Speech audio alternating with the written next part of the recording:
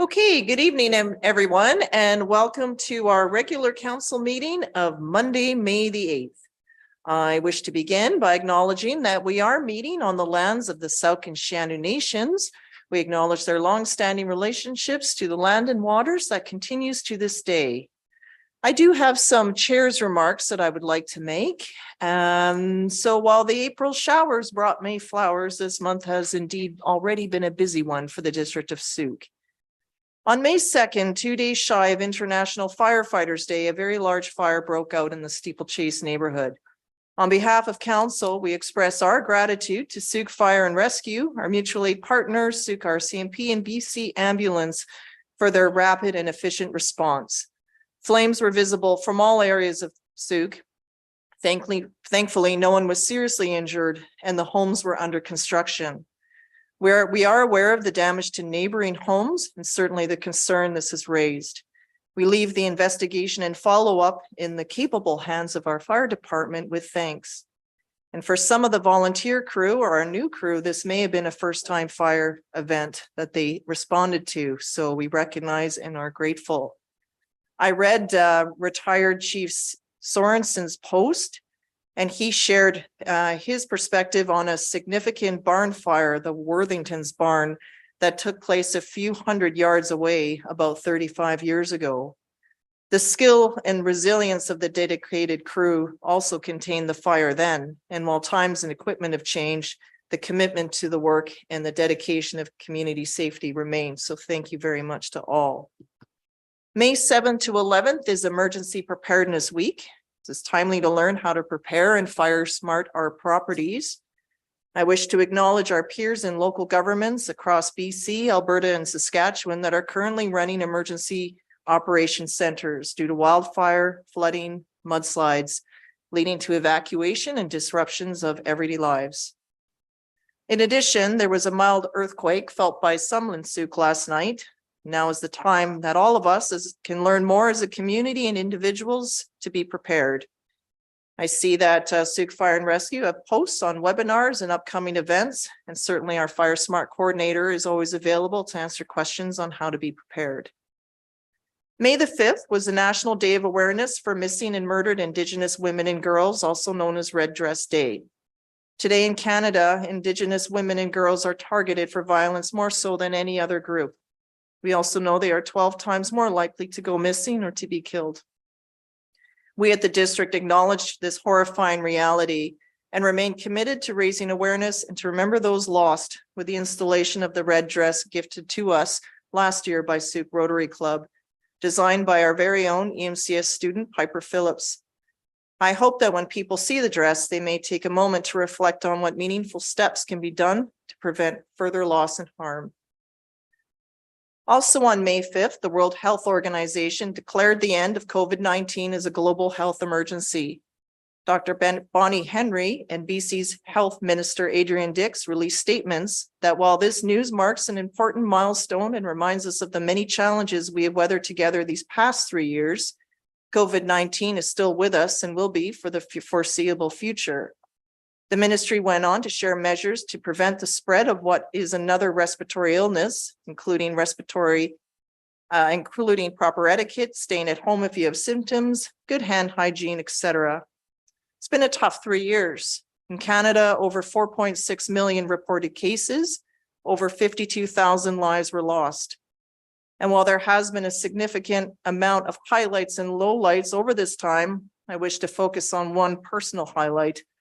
And that is indeed all of you here seated with me at this table, over at the staff table, those in our community that shared helping hands to carry on, the frontline workers to do the necessary work that was needed to keep our community strong and safe. All of you and your commitment to hard work, lending a hand, helping those in need is an inspiration, and I'm always grateful. On May 6th, the coronation of their Majesties, King Charles III and Queen Camilla took place, the first coronation to take place in 7 decades. The coronation is a time of pageantry and celebration, and such started with the raising of the coronation banner and luncheon, and will be followed by events throughout the summer, such as a Government House Garden Festival. Those interested will find information available through Her Honorable Janet Austin, Lieutenant Governor at Government House. Long live the King. May 7th, I wish to acknowledge the Sauk Legion Branch 54 for hosting ceremony and acknowledgement of Victoria in Europe Day, Victory in Europe, Battle of the Atlantic. 14 warships were lost to U-boat attacks, another 8 due to collisions and accidents, with over 2,000 Canadian sailors lost. Bridging the Atlantic and maintaining a key supply route was crucial to the end of World War II.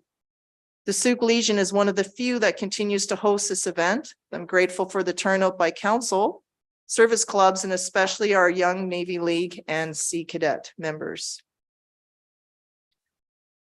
Sadly, poisoning by opioids continues to increase across Greater Victoria and BC, averaging the loss of 7 every day. 7 people lost every day.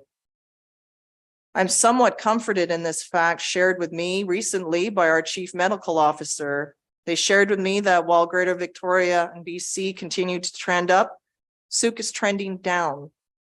I'm uncertain why that is. Perhaps it's the helping hands of volunteers, caring humans, support to reduce stigma, the coordinated work of the Sauk Shelter Society endorsed by council, the work of the food bank, kindness of strangers. Maybe all of this is making a difference together. And the loss of light touches all of us.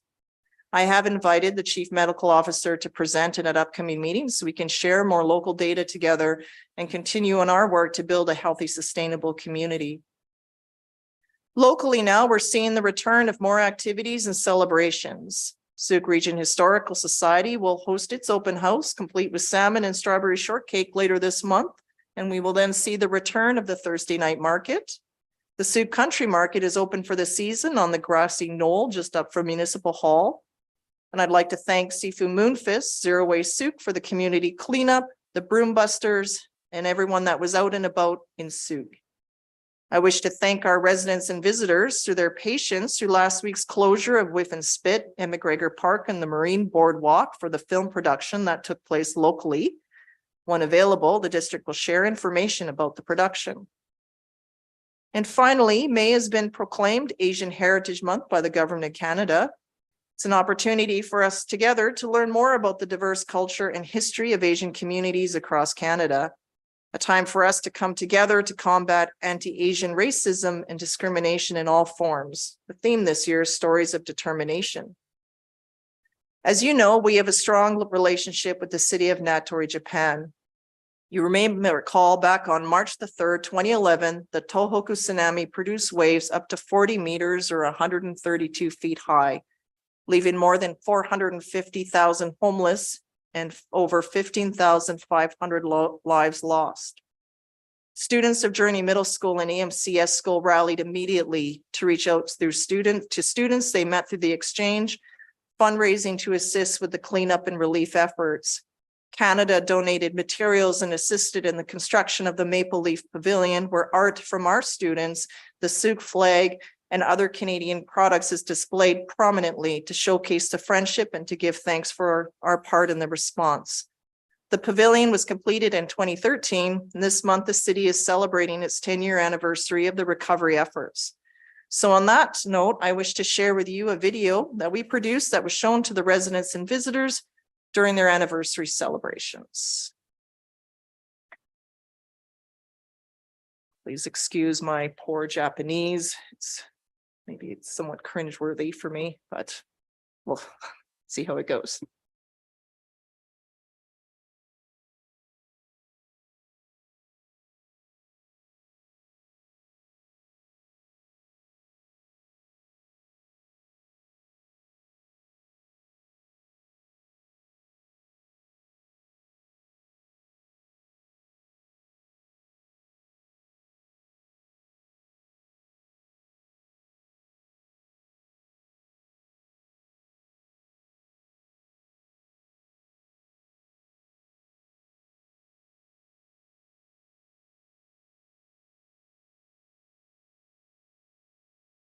I am honored to send this message to the people of Natori from the people of Sauk. Our communities have a long-standing friendship and are currently in the process of formalizing a sister city arrangement that will see us connected to one another for many years to come. The friendship between our communities has been developed through an exchange of middle school students since 2001, alternating years between Canada and Japan. When Natori experienced the devastating 2011 earthquake and tsunami, the people of Sooke raised funds to assist in the recovery, led by those who had come to know many of the wonderful people of Natori through the exchange program. Over the years, we have observed your remarkable spirit, resilience, and perseverance as you've rebuilt your city, including the Canada Tohoku Friendship Pavilion. We are grateful for the many friendships we have made with the people of Natori, and we look forward to many more. On behalf of the community of Sooke, I would like to offer our congratulations on the 10-year anniversary of the Maple Pavilion. Kanada kara konnichiwa. Watashi no namae wa Tate no Maya desu. Kanada no British Columbia shu Sooke no shichou desu. Sooke no hitobito kara Natari no hitobito ni kono message o okuru koto ga dekite koi desu.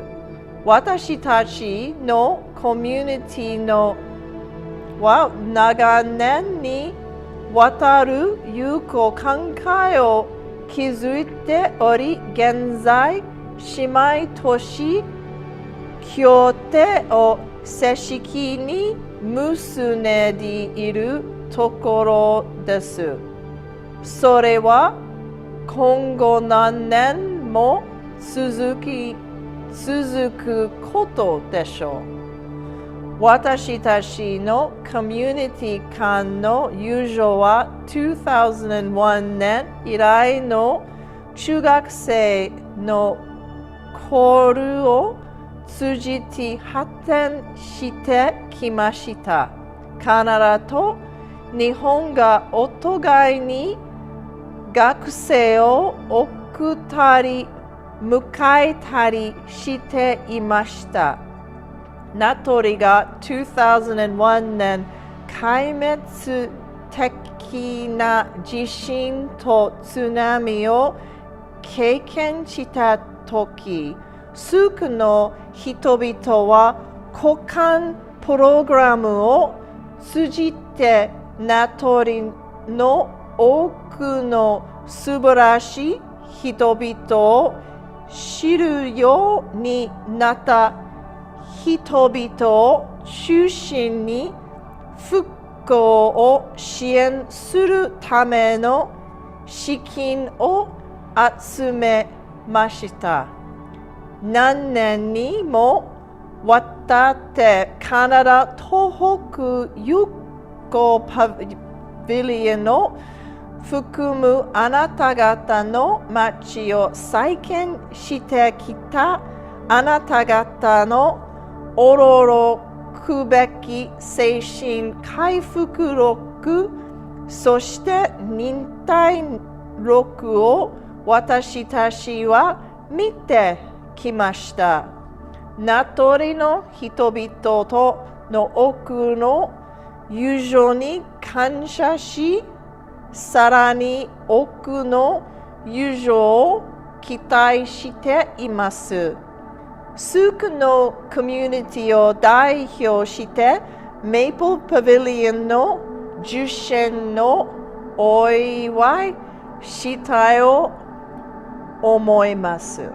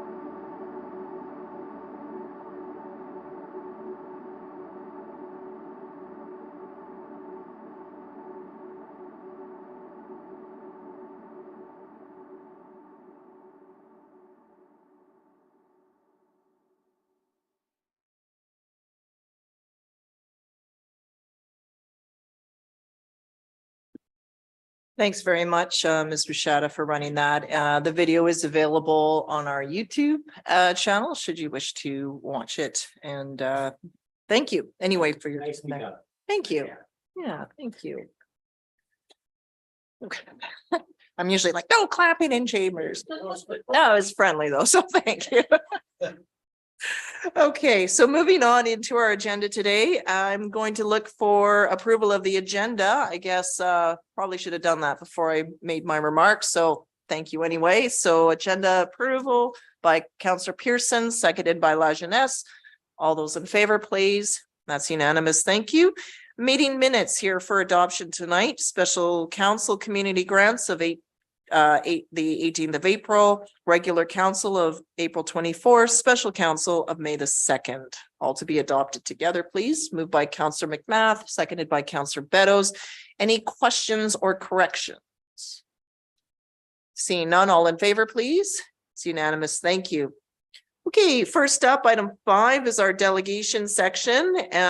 Today we have one delegation and we're pleased to welcome Christina Clark, the Executive Director of the Indigenous Prosperity Center, Indigenous-led economic development in the Greater Victoria region. So welcome, and if you could please turn on the microphone, and our corporate staff will turn on a timer for you so you can gauge your time for the delegation. Thank you very much. Thank you.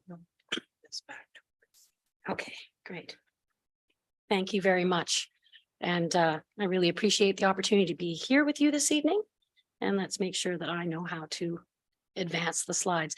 So I will speak very quickly in order to get through them all. Which button should I be pressing, the green one or the forward?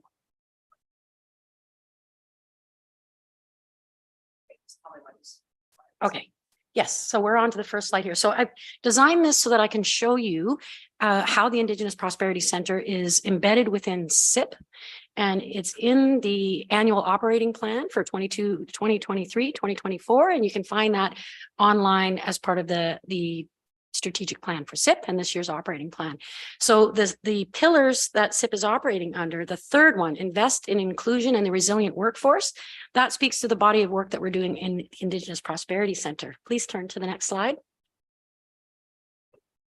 So invest in inclusion and a resilient workforce. And you can see here the bullet points in the United Nations Sustainable Development, the ones that we most prominently hit working in this area. And next slide, please. The first activity area that we have is people and operational capacity. The first hire that we've had is an Indigenous communications specialist. We've hired Taryn Sam. She couldn't be with us here this evening because she's not feeling well, but she's a member of Song East First Nation and a communications student at Camosun College. And much of what we're going to be doing in the Indigenous Prosperity Center is storytelling. We're contributing to the truth side of truth and reconciliation at this point as we all learn about Indigenous people. So Taryn will help us do that. We've also finalized a terms of reference for our Indigenous Advisory Board. And we have the Indigenous Advisory Board is currently recruiting for additional members. I believe our next slide speaks to here's the organizational, oh, there we go. This is the Indigenous Advisory Board members. Our Indigenous Advisory Board are all Indigenous. Currently, we're representing, there is a member from Sauk Nation, Eva Schaefer. We have Keir Portress, Ron Rice, and Dr. Suzanne Thiessen. And like I said, they're adding others to their roster. The advisory board governs our priorities, our principles, our values, choose which projects that we work on, and provide strategic advice to our board of directors of CIP, as well as the staff of all 3 divisions of CIP. I'm ready for the next slide. And there was a slide in between that we kind of went past quickly, but you have it in your slide deck there, which was the org chart for CIP. And what it shows is there's cross-functional. We have the 3 leaders, myself, Dallas, and Jason with Coast. And then we have a team that works with us cross-functionally, and we report to the group CEO, which is Emily. And Emily's supported by our operations manager and a director of PR and engagement. So this cross-functional approach allows us to work on really big projects that have far-reaching impact, and we can draw on the talent of our team and support one another in our efforts. Next slide, please. Okay, so our second stream, our activity area, is Indigenous thought leadership and continuous engagement. And one of the things that we're doing in this area is an Indigenous Prosperity podcast. And I think we've released 3 of them so far. We'll continue to bring you voices from Indigenous people in the region to inform about not just economic development, but what is a priority for the nations. That's kind of where we're all in a learning phase now in the region. Another project in this area is the Cowichan, our Sailor Sweaters Intellectual Property Study. And we're working with the Victoria Native Friendship Center on a project looking at Cowichan sweaters and trying to protect the knitters better than they're currently protected, and look at ways to interrupt that industry and increase prices and manage the wool better and do all kinds of things to promote that. That's an example of the type of work that we're doing. We have a listening and learning tour, and that's going to be an ongoing thing as we continue to just deepen engagement over time and learn what nations are involved in. And we were invited by the City of Victoria as part of their Industry plus Arts and Innovation District Working Group to do a reconciliation presentation to them to help that working group understand what can a local government do in terms of planning for a local area in consideration for the First Nation people of that area. That's an example of some of that thought leadership. Next activity area is entrepreneurship, innovation, and training. One of the projects we have here is the Matulia Indigenous Innovation and Training Center that we're hoping to build at Rock Bay on the waterfront in downtown Victoria. That's on land owned by Songhees and Esquimalt. And that would be geared towards the marine environment and technology there, but it would also have an arts and culture component. And that would be, we would co-locate on their lands with other organizations that want to do things, Indigenous economic development. Then there's a micro credentials and work integrated learning. So how we're adding value here is learning what's of importance to the nations. What industries are they involved in, and what education do they specifically need, so that we can work with UVic, Camosun, and Royal Roads to really tailor educational opportunities to what the nations need, instead of putting stuff out there in the hopes they'll have some take up of that. Can I just excuse you interrupt you for just a moment? I'm just going to ask council to pass a motion for a further 5 minutes. So moved by Councillor McMath, seconded by Councillor Bateman, just because the delegations are 5 minutes. Thank So you. just I need to appreciate extend that. That 5 minutes went by very quickly. All those in favor? It's unanimous. Thank you. Thank you. Sorry, please go ahead. I very much appreciate that. A project that we're working on right now may have interest to you because it does involve Sauk Nation. We're working on a project called Indigenous Marine Stewardship Public Awareness Campaign. So I was invited to a meeting where there were 7 nations present, and they were talking about how can the nations collaborate in the marine area. They've purchased vessels, they have crews, they have marine biologists. That funding's going to run out. What's after that? How can they stay on the water? So they invited me to that meeting. And one of the themes that came up is that people don't know what they're involved in and what they're doing. And I said, well, the Indigenous Prosperity Center can help with that. We can do some storytelling to get the public aware of what you're doing. And it was someone from Sauk Nation that said, what if we do a flotilla event during Oceans Week associated with the Coastal Zone Conference? So I asked anything I can do to help, and they said you could form a committee. So that gave me the go ahead to jump in, contact the conference organizers, GVHA, the harbor master, and make this happen. So we now have 8 First Nations interested in participating in that flotilla and in the storytelling piece. So over this next month, we'll be gathering those stories and doing a publication to help people understand all of the amazing work that's happening in the marine space by First Nations. And we're also going to be having a youth art contest with that. And we're going to do a survey to get a baseline understanding of how many staff are in the marine area for the nations and what are they currently working on, which sectors are they currently involved in. That's that one. And the next slide. The final activity area is Indigenous procurement. One of the things that we've done in partnership with the CRD, the City of Victoria, the Chamber of Commerce, SIP, and Anamiki, a technology company. So we created an Indigenous business directory for the South Island, and we have 50 businesses in that directory. We'll be launching that with a party where we'll invite local government and business leaders to come and meet those Indigenous businesses and celebrate them. And we'll encourage people to use that website to purchase from those Indigenous businesses. And we'll be highlighting those businesses in our podcast to help people learn about them. And then the final thing is pathways to procurement. We just received 3-year funding from Procurement Services Canada to do a project not geared just towards federal buying, but all purchasing of Indigenous from Indigenous businesses. How can we improve those pathways? So we'll be working with a group of people on various levels of government, on their purchasers, and working with First Nations and trying to close that gap and try different levers to see what works. And that the second, after 3 years, we move into another phase where we have pilot projects, where we're actually going to pick some businesses and grow them. So that's what we're working on right now. We are Indigenous led, which means we'll go where the nations are going. And that's why we're involved in Marine right now. That's where there's a lot of focus and interest. So we're following that. And when what we're finding is if we go where the nations are focused and interested, doors will open and opportunities will flow. Whereas when you go to a nation saying, we're working on this, we want you to join in, they've got a lot of their own thing going on. They don't need to be pulled in different directions by other people. So that's one way we're hoping to get some movement in greater collaboration between nations as well. So we're trying to bring people together as much as we can, cut across the political lines and just focus on what matters to everyone. And that is, a good future for our kids. So that is the Indigenous Prosperity Center. And I appreciate your time hearing about it this evening. Well, thank you very much for being with us today and for sharing your presentation with us. I'll just look to see if there was any quick follow-up from members of council. Typically, we don't do follow-ups. You would do a notice of motion, but being flexible today. So take it while you have it. Don't expect it next time. Councillor Beddoes? Yeah, thank you very much for that. You learn something each and every time somebody comes and presents to us. So very much appreciated what you're doing. Thank you. You're welcome. Councillor Lajeunesse?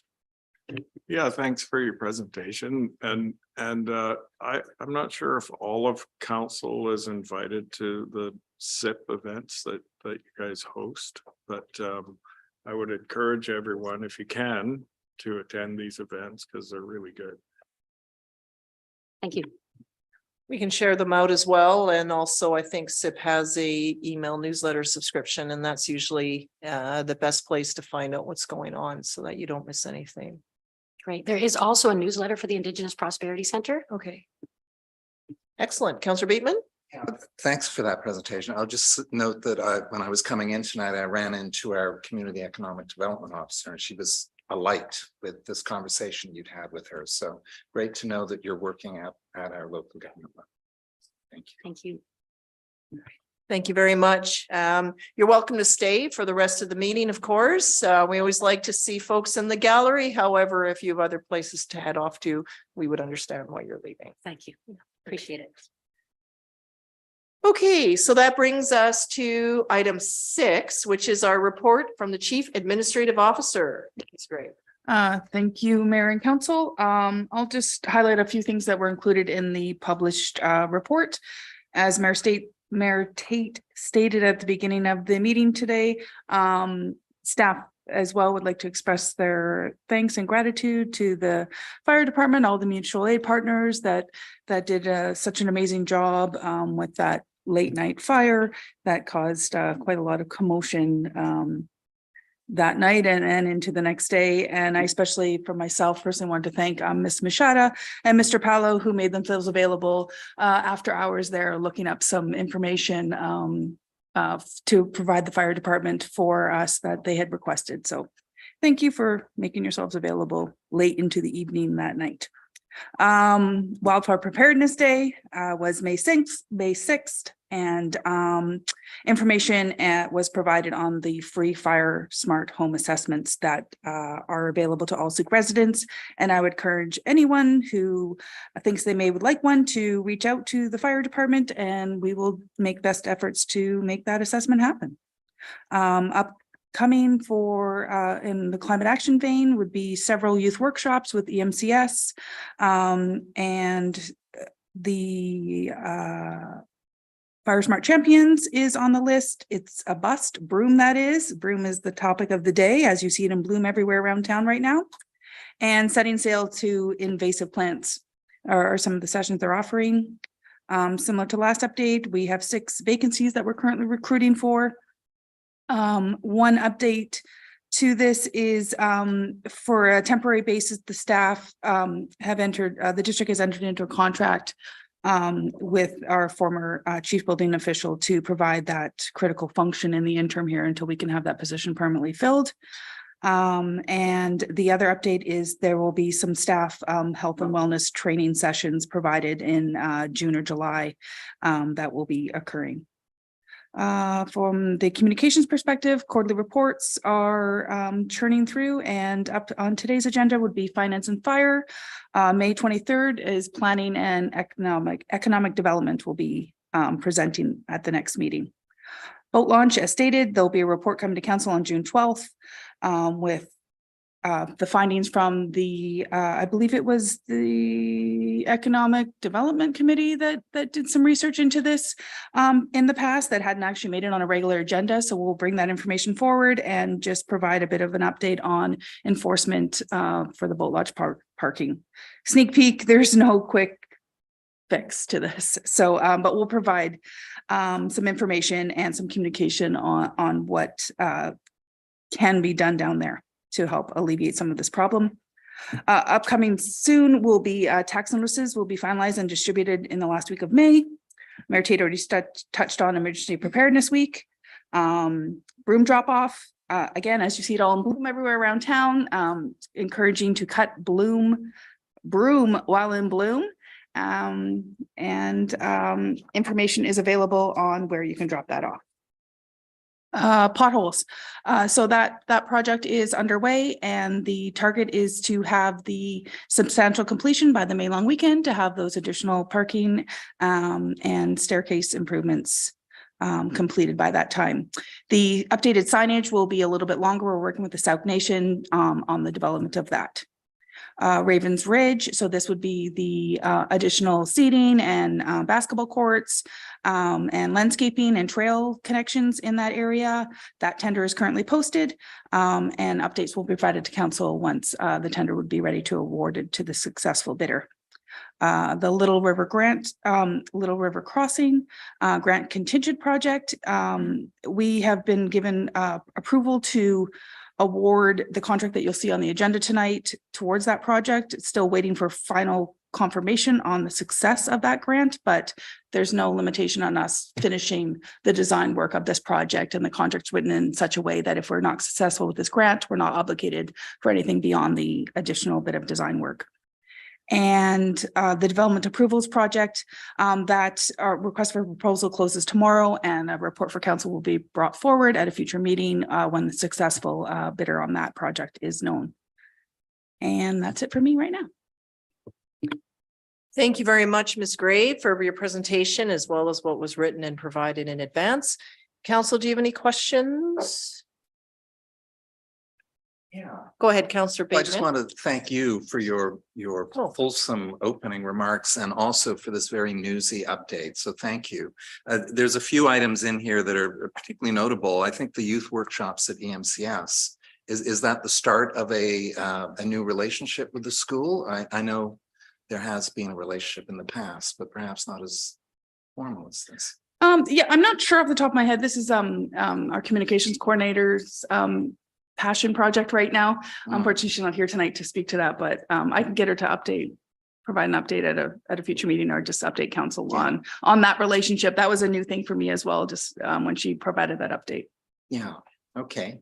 And also this broom drop-off program, that's so that's been expanded, I think, from 2 weekends last year. Were there takeaway learnings from last year that I guess Ms. Moog will report out? Correct. And then possibly Ms. Hooper could provide an update on when the parks quarterly report comes to council as well. She can provide a bit of a deep dive in that broom project and provide some lessons learned or past successes of that. And just a quick note, broom, I know a lot of people in Sault carry a heavy load of guilt around broom because Captain Grant brought it here from the Sandwich Islands in 1850. But recently, a number of people have identified that broom, in fact, was sold in garden centers across the island and in BC, and also available via mail order from England. So I think we can rest a little easy that the 3 seedlings planted by Captain Grant on the Muir property are not the exclusive cause. No, but it was the inspiration nonetheless, people saw the vibrant colors and wanted some for True. themselves. But we're getting there. And I think also just with broom is some queries I've had is well, we're not supposed to move it, but that's why you cut it when it's blooming before it develops the seed pods. Whereas if you cut it after it went to seed, you'd be reseeding everything with those seeds. So it's cutting it like an annual before it blooms. So get somewhere. Counselor Beddoes. Just a fun fact about the broom, you can make marmalade with those petals, by the way. Have like, just, I don't know, this interesting thought of some sort of broom marmalade challenge. Who can make the best one? Okay. Anyway, thank you very much, Ms. Grays. So the motion would be that council receive the report of the Chief Administrative Officer for information. Moved by Councillor Beddoes, seconded by Councillor Bateman. All those in favor? It's unanimous. Thank you very much. Item 7, public question and comment period. So this here is reserved for members of the public that may have questions or wish to comment on today's agenda. So if you could please come forward, we just require your name, the local government where you live, and if you can let us know which item you would like to address council on, that would be great. Our corporate officer will start a timer of up to 2 minutes, and we'll go from there. So it in. Come on up, please. And you'll just need to turn on the microphone when you're seated so we can all hear you, as well as those folks listening in from home. Hi, I'm Doris Picklein, and I was just gone for a few months, and I live above Ella Beach, and I noticed that there was a trailer pulled in the middle of Ella Beach between wetlands and the beach.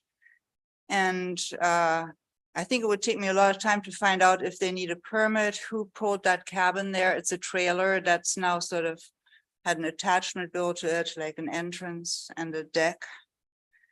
And looks like people are staying in it.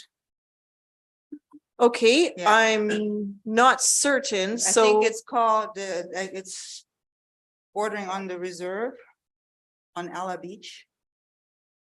And then there's this big old farm. okay, I don't know if that cabin would belong to the farm. It's right on the tide line, the trailer, the cabin, and it wasn't there 4 months ago. okay. I just wonder if you have a permit for it. I'm not sure. It's Yeah. not a matter that's on the agenda tonight, so we Oh, don't have sorry, I any. should have asked if I have to be to the agenda. I didn't know. I just have Yeah. a question, and how would I find out, please, where I can find out if they have a permit? Probably the best way would be to come in tomorrow during business hours to our administration, and they would direct you that way. Okay, that sounds like it takes time. Thank We you. make note of it here, but yeah, it's just, I don't have any information on it because we're focused on what's in front of us in the materials. Sure, if anybody can let me know, I'd appreciate it. Thank you. Thank you. Are there members of the public this evening? Okay, seeing none, we'll move on. That is the only time on the agenda for questions, but I think everyone that's remaining knows that. So we'll move on to our consent agenda, item 8, and that'll be that item 8.1 be adopted by general consent. It's moved by Councillor Bateman, seconded by Councillor Beddoes. Any comments on the consent agenda? Councillor Lajeunesse. Yeah, I'd like to pull item F for the next meeting, Victoria Foundation. The vital sign survey. Yeah, Okay, so that'll flow to the next agenda. So item F to flow to the next regular, please. Anything else? See none, all those in favor? That's unanimous. Thank you. Okay, item 9 is our report section, and 9.1 would be the District of Sault's audited 2022 financial statements. So I'll turn this over to Ms. Gray, please, or Mr. Curry, please. Thanks, your worship. So my report today presents the District of Sault's financial statements, the draft financial statements for the year at December 31st, 2022. And overall, the results of the statements, the year end and the audit, the KPMG firm that was hired as a third party to provide the audit and the audit findings report, which was provided at the in-camera this evening. The overall theme of the audit is that it was a clean audit opinion and that there was no significant findings. And I just highlighted a few of the items from the audit findings report in the report today. So I will provide a further deep dive into the financial statements for council to kind of go page by page and help you understand each of the statements and then also the notes provided. I did do that last year and I'll do a similar format and provide that so we have more time to dive into it and later in June, just when I have a little bit more time to sit through and provide that level of analysis. But for today, we do have Lenora Lee here, who is from KPMG, to provide a few comments regarding the statements and the audit findings report. Thank you. Great. Thank you for having me at tonight's meeting. I just wanted to provide a few thoughts and opinion on our audit. In terms of overall status, we are substantially complete. We were on site here at the district office last month and spent about a week working with the management team, as well as a few days the week after, completing our reporting and providing some comments on the overall financial statements. The only matters that are outstanding at this point are acceptance of the financial statements by council, and at that time we'll exchange management's representation letter with our auditor's report. As indicated, the audit opinion is a clean and unqualified audit report. It indicates there's no material errors in the financial statements and that they present fairly in accordance with the accounting standards that the district is required to follow, which are the public sector accounting standards. The level of materiality applied for the 2022 fiscal year was $400,000, and that was based on a benchmark of total expenses of the organization. In terms of a couple key financial highlights, the district had net financial assets at the end of the year of $6.7 million, and that represents the amount of cash or items that can be converted into cash in excess of the obligations of the district as at the end of the year. That indicates a healthy position in that the organization is able to pay all of its obligations and bills that are owing as at December 31st, 2022. In terms of the capital assets of the organizations, those grew from 120 million to 132 million. A number of projects were completed during the course of the year, including Otter Point and Church Road. The sport box was placed into use, as well as work on the wastewater treatment facility. In addition, there were about 10 million of donated assets related to developer contributed assets. These relate to roads, sidewalks, infrastructure that are ancillary to a project that are donated to the district and become the district's assets on completion. So that was a significant increase in terms of capital assets as well. The district had total accumulated surplus of 140 million. And that represents 130 million already spent and invested on capital assets, approximately 9 million in reserves, and 1 million of unrestricted operating surplus, which could be applied to contingency, can be added to reserves, can be used to acquire more capital assets, or as council directs management. In terms of the annual surplus for the fiscal year ending 2022, the annual surplus of the district was 11.2 million, compared to a prior year surplus of 6.8 million. Of that 11.2 million, 10.3 again was related to donations and contributions related to some of the new developments, Farrell Estates, Lifehouse Court, Mountain Heights, as well as Viewpoint Estates. Overall, total revenues did increase primarily due to that activity. There were also about 3 million of government grants received. That includes things such as the UBCM gas tax grants, as well as capital grants for some of the large capital projects that are in progress, as well as completed in 2022. Total expenses of the district were just over 18 million, which included growth from the prior year of 16.5 million. The majority of that related to filling some of the vacant positions, as well as some of the increases built into the collective agreement in place for 2022. As mentioned, that resulted in an annual surplus of 11 million, of which 10 million was developer contributed. The district also used that surplus to acquire capital assets of cash that used 4.5 million of the surplus. And overall, the year ended up with an increase of cash and cash equivalents of approximately 2 million. That concludes my remarks. So I'd like to thank management for all of their assistance with the audit process. We're happy to be able to bring you a clean audit opinion at this time, and very grateful for the support and access to information and assistance from management to complete the audit. Happy to address any questions. Thank you very much, Ms. Lee. I'll ask council any questions that you would like to ask for auditor or of staff. We're all good. Thank you very much. The same as the other delegation, feel free to stay with us for the rest of the meeting if you so desire.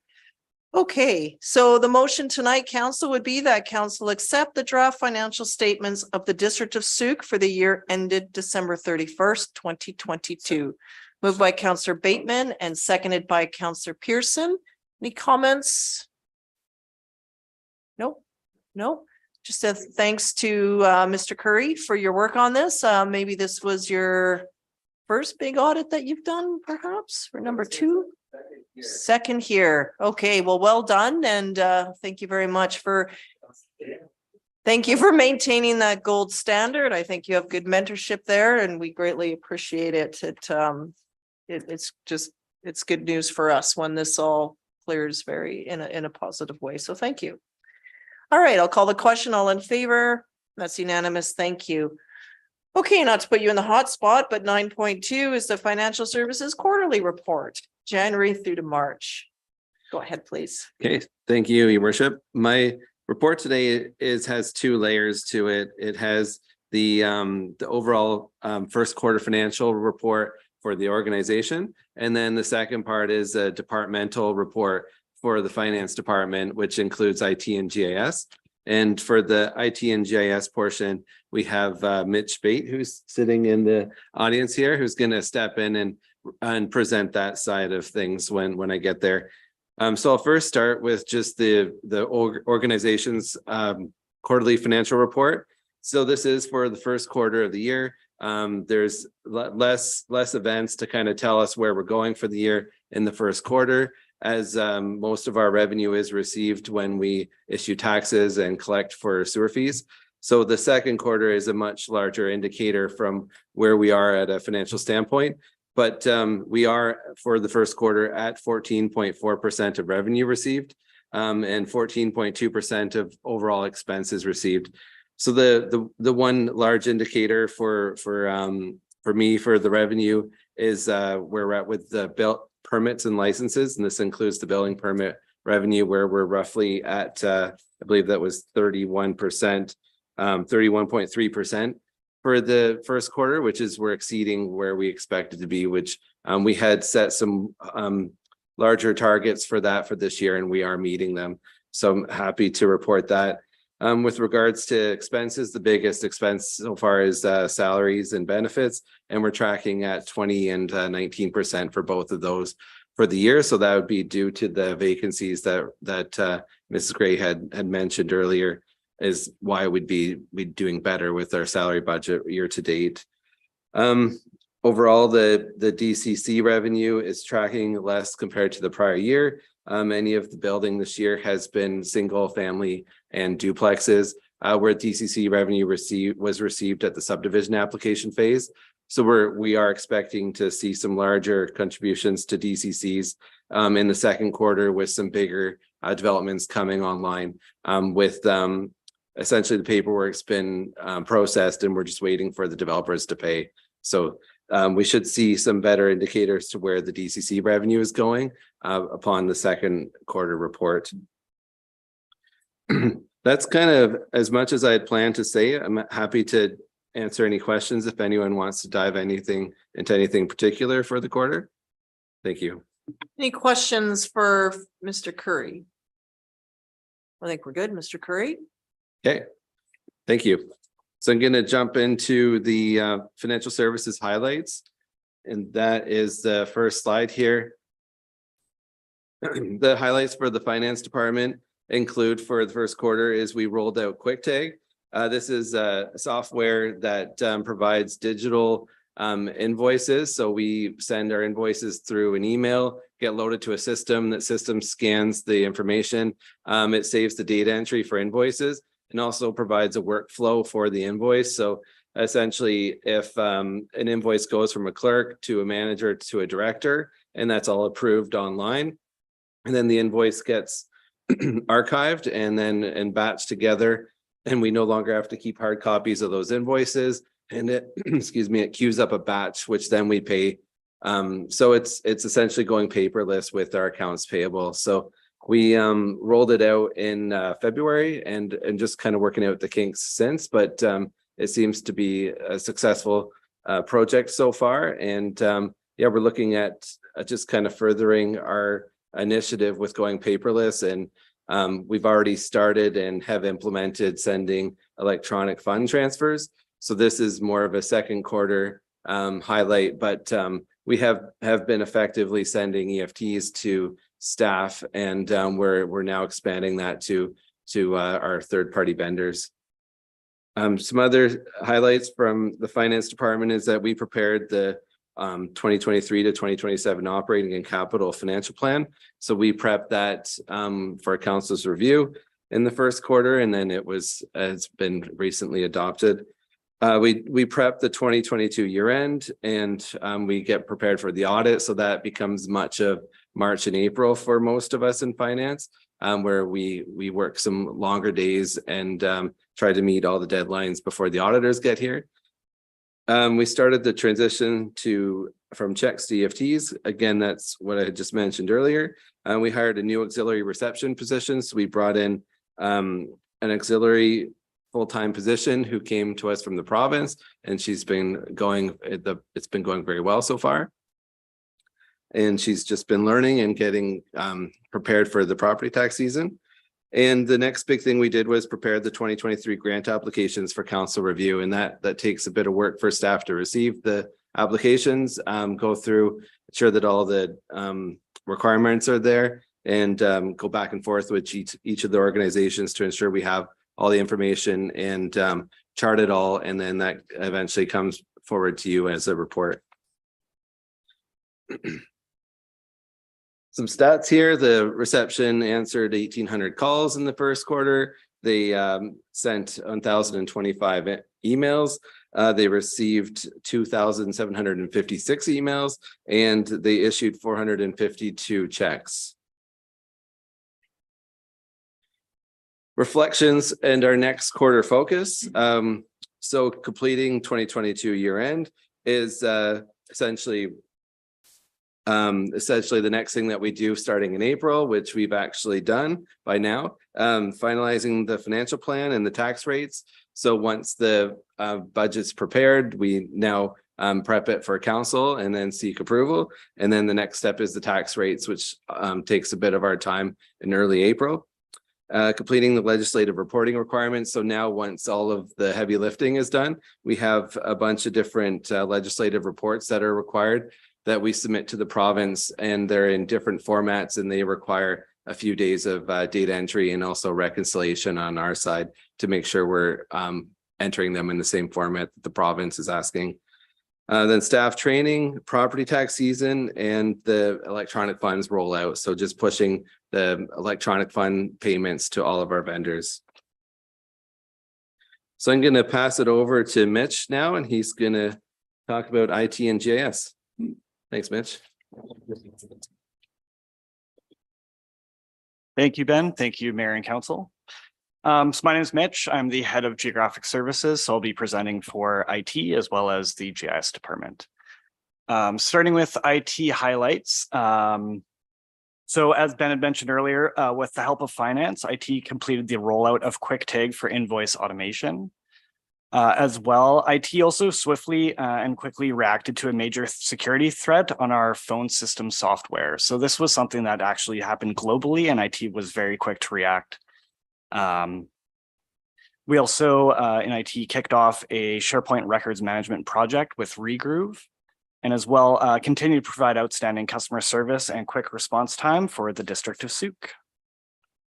Some key stats in the first quarter here. IT responded to 500 plus IT help desk tickets. Network uptime was at 100%. In the first quarter, server uptime was also at 100% and Office 365 was at 99.9%. As well in the first quarter, 93,000 emails received and 32,000 emails sent. External phone calls received was at 2,000 and 15,000 unique page views on our webpage. Some key activities that the IT department takes part in on a daily basis. General day-to-day support for our end users and staff. Daily monitor and maintenance of our on-premise server infrastructure. Monitoring and maintenance of Office 365 environment. Daily monitoring and maintenance of our firewall switches, wireless access points, so on and so forth. Daily monitoring and maintenance of our backups. Update and maintain the District of Sauk website and web services. Maintenance of all internal applications. So that includes Tempest, Diamond, Esri, which is our mapping software, as well as Asset Finder, which is our asset management software. Daily monitoring and maintenance of our phone system as well.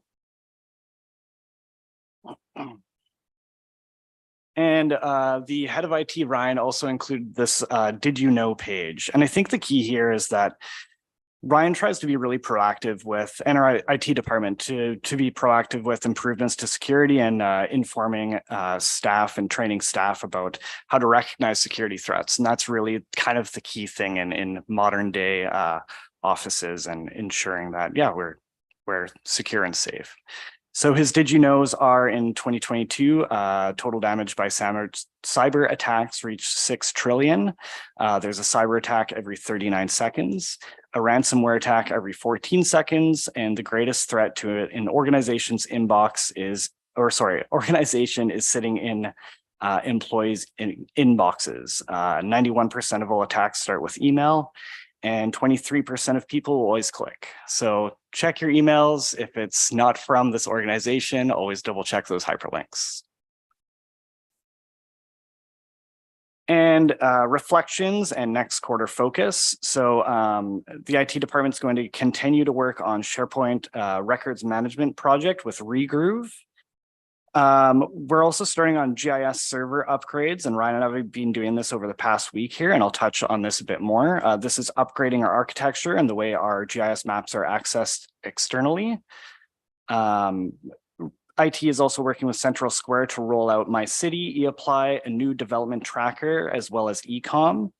They'll be rolling out team sites for each department for better collaboration. So this kind of shifts from a traditional approach of emailing and what have you to a more modern day approach of messaging and document sharing. So it kind of saves our staff a lot of emails as well as increases efficiency, really.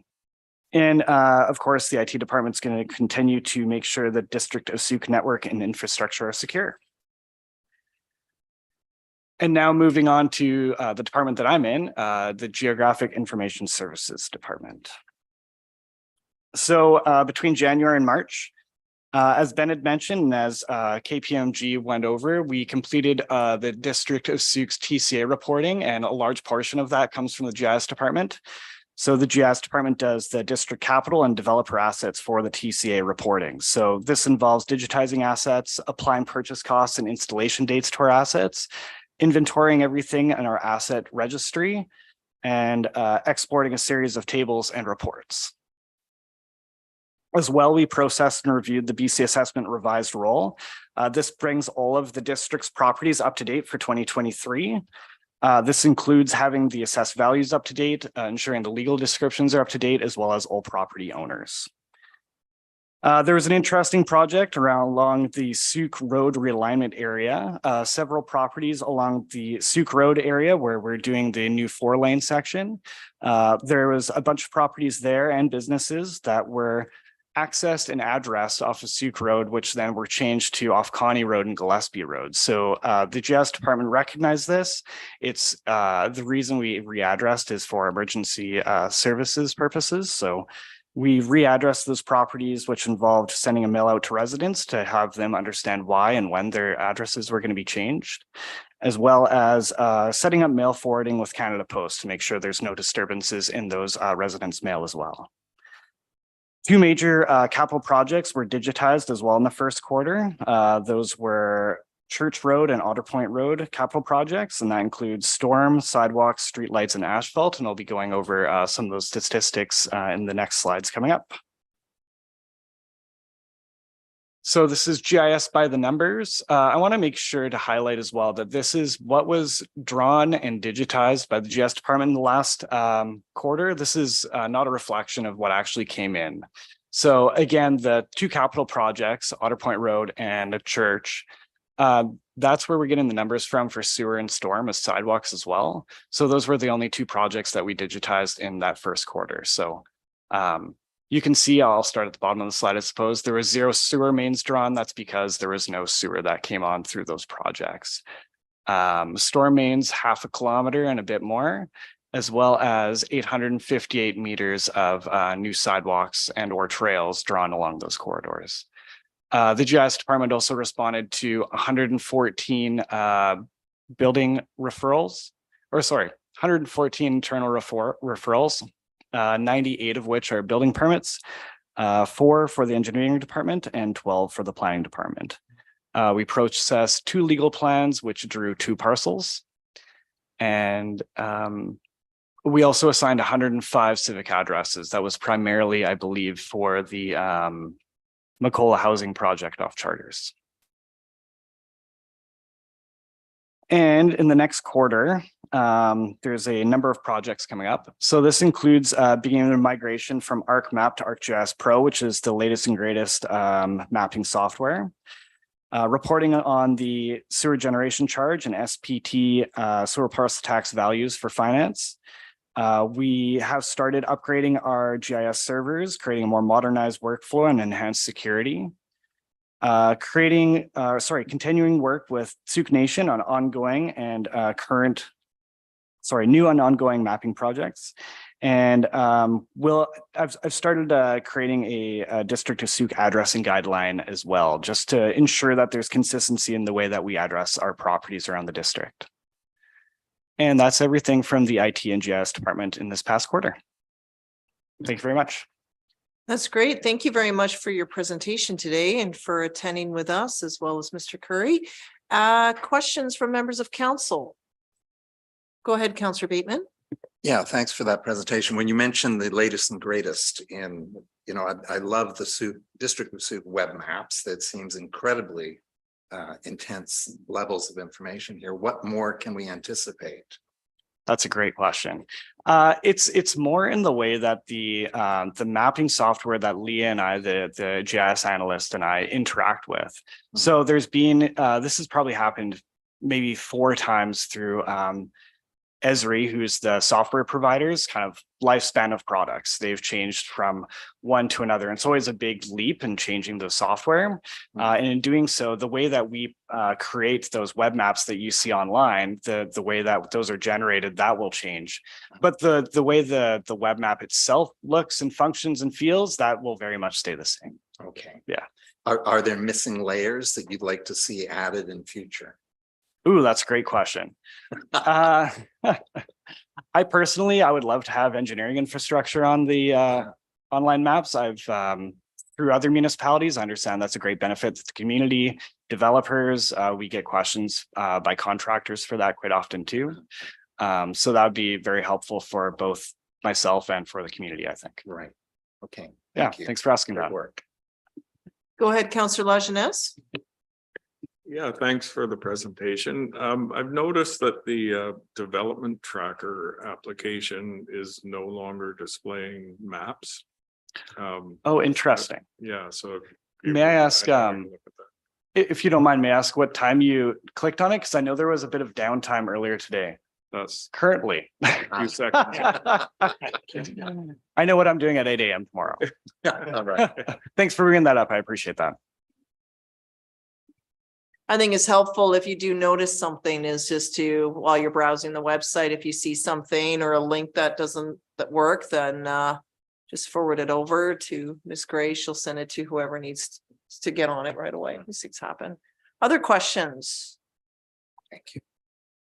That's great. Well, we look forward, I think in future reporting, it would be good to see, we see the volume of calls, but is that increasing? Is it decreasing? Are you receiving more phone calls versus, more emails, or like how is the exchange of information coming in, and where do we see the trends? Do we get more queries on something as we approach tax season, or does it pick up more January when people get assessed notices? So or is it just what it is, right?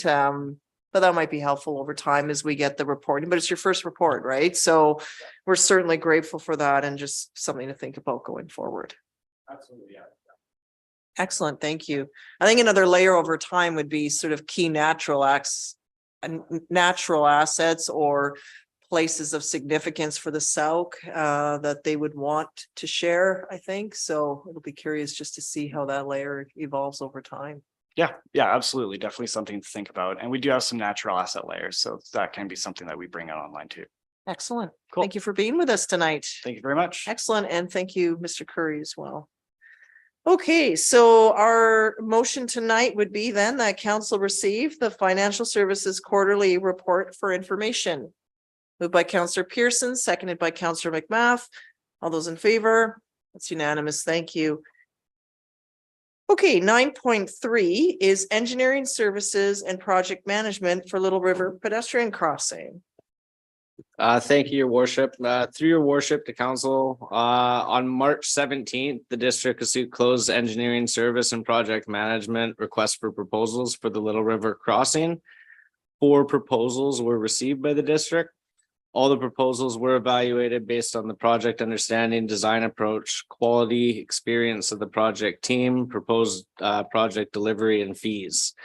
The 3 low proposals included costs for construction services, and the high bid proposal included a substantial additional cost for construction services. ISL provided the highest level of project understanding and design approach, as well as highly experienced team that's very familiar with all aspects of the project, as they've been on this design project for the last 1.5 to 2 years. Additionally, ISL is located in Victoria, whereas both the low proposals were from companies, smaller structural companies based in the Lower Mainland. Accordingly, the proposal from ISL was selected, and recommendation is to award the project to ISL Engineering as a successful proponent.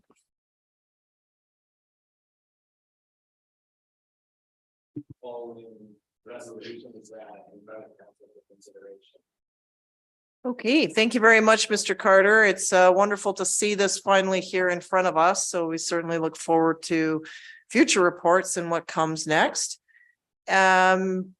No questions at all for me about the award here. It would be more, I think, just as we get into the design and the actual rollout. Just one key for me in here is where it's referenced the multi-use trail, boardwalks, pedestrian bridge, and the like. Is that one ask that came from the schools is, if possible, on that boardwalk, that there be sort of a platform that could hold a class. And then it would be one similar. I think staff have some experience in this with, like, the Canes Park, for example. The platform was designed to hold a classroom, and it's being used regularly as a teaching option. So not only for the schools, but for maybe any group that does homeschool or daycares that are out and about, summer camps and the like, any educational group, bird watching even, would benefit from that being incorporated into the design. So, but I'm sure you probably know all of that. I'm just stating that because I didn't see platform in here. Questions from council? Go ahead, Counselor Bateman. I just got a couple of question. questions. So I'm curious, the cost of everything is going up. So from the time that you first envisioned this project to today, at a 2.33 million price tag, how much percent has it increased over these? Do you have a sense of that? I'd have to say roughly, there's probably been about a 20% to 30% increase in construction fees generally, but it's very hard to pinpoint because a lot of them are applied to different specific materials that are hard up in the supply chain. Yeah. In that range. Okay, thank you. It was interesting to look up ISL, which has offices across Western Canada, including one in Victoria. And interestingly, the company built the Kinsole Trestle up in the Cowichan. So that's an interesting piece. And was that it? Yeah, thank you. Other questions? Okay, so the motion would be that council approve the award of the engineering services and project management for Little River Pedestrian Crossing Project, ISL Engineering Limited, for $212,680 excluding GST. Moved by Counselor Pearson, seconded by Counselor Bateman. Any comments, Counselor Pearson? No, it's nice to see this project going ahead. Okay, next time use the microphone. Counselor Bateman. Yeah, and we do have this confirmed funding from the Federal Active Transportation Fund. Has that been announced as of yet, or is this an announcement tonight? This is not an announcement for the record. This is just, we were allowed to progress the designs on the project and not put our grant at risk. We're in the very final stages of waiting for confirmation on the success of the grant, and staff are very optimistic to a positive announcement soon. Oddly, the longer they take on these things, both vetting and approval of grants and the like, it ends up costing us more in the end. So it's unfortunate that they can't find a way to speed that up and be more efficient. Take note from local government, maybe. Okay, so this has been moved and seconded. All those in favor? It's unanimous. Thank you very much. Okay. Next up here is 9.4 Fire Services Quarterly Report. Welcome, Chief Ryder. Thank you, Mayor Tate. Good evening, Council. As you're aware, this is my quarterly report for fire services. Okay, so we'll start with this slide here. Some of it may be a little bit repetitive. You've probably things you've already heard, but however, we'll move through it. The slide speaks to some onboarding of new staff. So as you're aware, we brought on a new deputy chief. We brought on 2 new firefighters, and with all those moves, we did manage to have 2 internal promotions to be able to balance out our crews. We also filled the vacancy in the administrative support positions chair. So all these folks are in their roles, I guess is the best way to say it, and currently learning their jobs and working with us to create something new and exciting, I guess, as we restructure and look at this new response model. So exciting times for sure. We've been working with BA Blackwell and Associates on updating our community wildfire resiliency plan. Basically, that's a plan to protect public and private properties from fires in forests, parks, and green spaces. We met with our partners to discuss weather-related events and seasonal emergencies, if you will. Our partners in the Juan de Fuca would mean fire, parks staff, emergency management staff, RCMP. Basically sat around and discussed what we will be doing in the event of emergencies, how we can work together and better our responses. We're also starting to implement some of the recommendations from the fire master plan. And we will be working with the CRD and East Souk Volunteer Fire Department and Finance to update our existing Silver Spray agreement. We're also looking at working with the Sauk First Nation and getting that agreement done. And we're continuing to work with the school district in regards to the confined space agreement that we currently have with them. Okay, to continue on, I think most of you are aware we have some water tanks on Highway 14. Due to all this construction and road work, they're going to be relocated to the Polymead Road area. Those tanks are for us to be able to provide water in rural fire attacks. and to assist our Superior Tender shuttle service operation that we have with our automatic aid partners. So those things are starting to come together. It's been in progress for quite some time, and we look forward to getting that done. We're meeting on site next week, I believe, to finish the final details, and hopefully they'll get those tanks relocated for us. Myself and Captain McCrae went down to Sioux Falls in South Dakota to do our pre-build for the initial attack apparatus that's been ordered. That was interesting. It's the first time I've been to a manufacturing facility for fire apparatus, so it was quite interesting. We're also working with our emergency management partners and getting a piece of equipment that will provide earthquake early warning detection in our area. That piece of equipment will be somewhere on our site. I'm not just too sure exactly where, but will provide us and our residents with early warning in regards to earthquakes.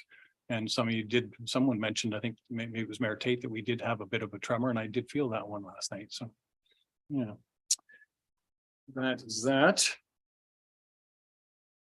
Okay, so these are some of the stats for the first quarter. It's pretty much self-explanatory. What I will say is, as we move forward, you'll be getting a lot more detail and probably some charts and graphs that will show things in more detail. As I said, our stumbling block right now is our RMS, which is records management software for the fire service. We have been without since our transition to Saanich Fire, and that's not Saanich's fault. It's just that the CRD, I guess, how do I say this properly, forgot or neglected that we needed to look at those things. So we've been without records management for about a year. So we're capturing our data with a different system right now, and it doesn't provide a lot of detail. However, it does provide us with some stats that we can share with you. As we move forward, we'll be able to provide you with a lot more information, which would be beneficial for me in regards to annual reporting and these things. So I'm looking forward to that. I don't have a timeline right now. We have signed the CRD has signed a contract with a company called First Due out of Seattle. That's common knowledge. I think they're jumping through some legal hoops in regards to information sharing. I think that's the stumbling block. We're hopeful that we're going to get up and running before the end of the year. We were supposed to be up and running first quarter of this year, but we're told just recently that it may not be until the end of the year. So that's all we can do at this point. We'll keep giving you as much information as we can based on how we gather our data. Medical responses, as you're aware, are a big part of what we do. Fire responses, not so much. However, we do have them. As you know, we had one this week. Public education, we do try to get to our schools regularly and work with the community. We're implementing our code related inspections into the daily tasks of the fire crews. Alarm activations, mostly false alarms or smoke detector activated incidents such as kitchen issues, burnt toasts, those sorts of things. Motor vehicle incidents along our highway, as you know, it can be quite problematic. So there's 15 of those. And then the non-emergency calls, which would be like burning complaints, comms lines down, odor investigations, those sorts of things that don't require a light and siren response. We call those like public service calls. So they were at 31 for the quarter. Okay, so I too included some information here. Did you know? So these stats here are interesting. They're for Canada, obviously, specific to our island and what's going on here. And I think the long and short of the four bullets that you see there is we need to do better at educating our public. And we also need to do better at making sure people understand that a simple device such as a smoke detector will save lives. It's very straightforward. It's something we've been, trying to implement for years and years and years, and it doesn't seem to be catching on. So one of the things I'd like to do as we move forward is implement a program that we called back in Ontario Alarm for Life. And it's where we get out in the community and we sort of visit the neighborhoods that aren't quite as new, where the codes weren't as stringent, and start talking about fire safety and possibly educating them in regards to smoke detectors or alarms. And if in fact they don't have them, we would make sure they had one and install it for them, or do a simple battery replacement if that was the case. So it's something that I want to try and implement. I'm not sure if it will be this quarter or next quarter, we'll have to wait and see. It's probably a project that we could implement using our paid on call staff to keep them engaged as well. So these are all things that are in the works, and right now they're on paper, but it's just a matter of determining how it looks and when we implement them based on staff and resources. So, but like I said, it's such a simple thing to do. Okay, so moving forward for our next quarter focus, lots going on. Based on our new model, that change is going to happen May 24th. We will have folks in the hall 24/7. That means we have to look at doing things a little bit differently. So strategy and tactics change due to the new model. We'll have 2-person crews in the station, and they will be backed up with paid on call support. And the big thing for us is we always need to keep in the back of our mind firefighter safety. We're trying to keep the paid on call engaged and provide them with new opportunities, as I just mentioned a few minutes ago. Something like vehicle checks, apparatus checks, station responsibilities. Those things will probably be implemented after we do our transition to 24/7. Their role will change slightly. We will always need them, and they're a significant part of what we do. But to keep them engaged based on the change in our response, I think we can do a lot more with them. Current staff have never worked a night shift, so their roles and responsibilities will change. There'll be station duties, responsibilities for them. Many of them have never done these things, so there's lots of unknowns, not just for them, but for their families as well. They're not going to be home at night anymore, so that's a big change for families and, you know, parents and with young children and such. We're also looking at the current opportunity and hoping to continue with this funding stream in regards to UBCM and Fire Smart grants, hopefully creating some efficiencies within the fire service. So lots going on in our world. I think that is it. Thank you. Thank you very much for the report, Chief Ryder. We look forward to the next update in terms of how the transitioning is going and the change management involved with that. But thank you very much for flagging that. I seem to have this stuck in my head that on daylight savings, you change the batteries in your smoke detector. And I think that was something that a campaign that was launched a long time ago because it stayed with me.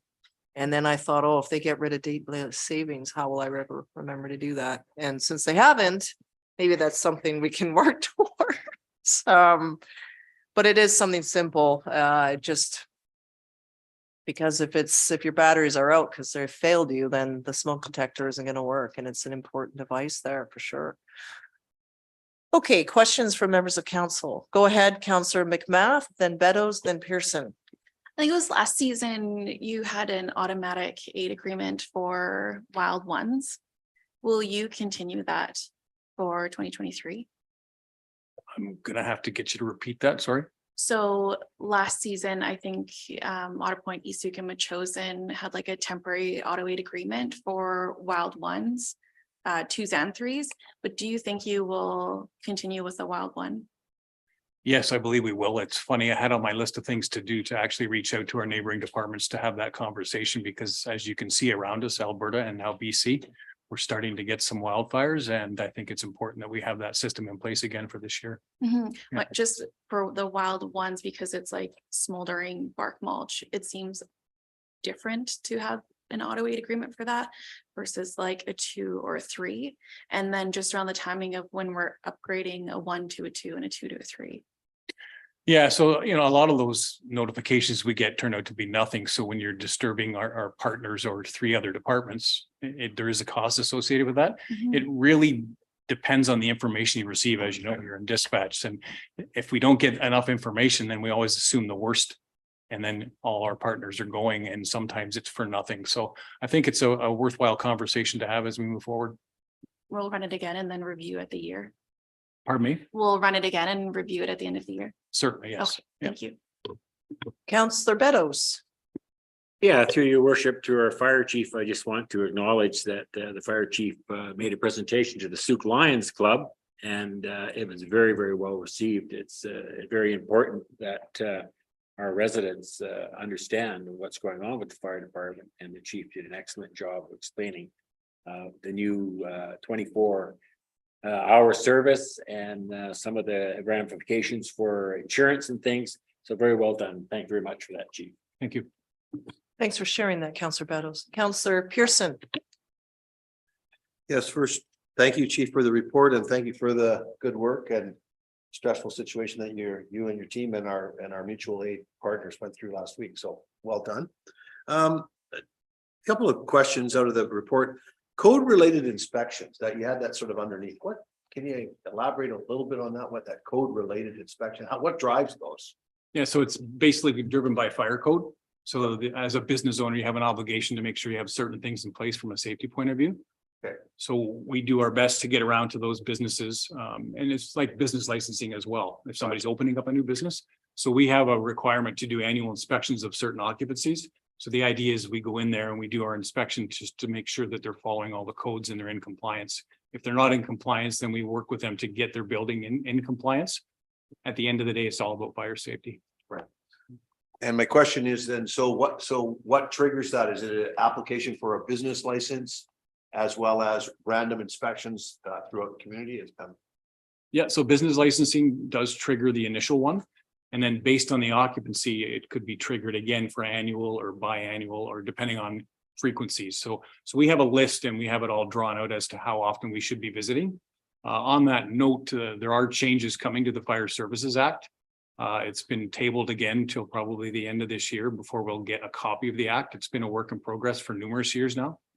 But hopefully, once that act comes out, we'll have a clearer definition of what the obligation in regards to code related inspections are. Right on.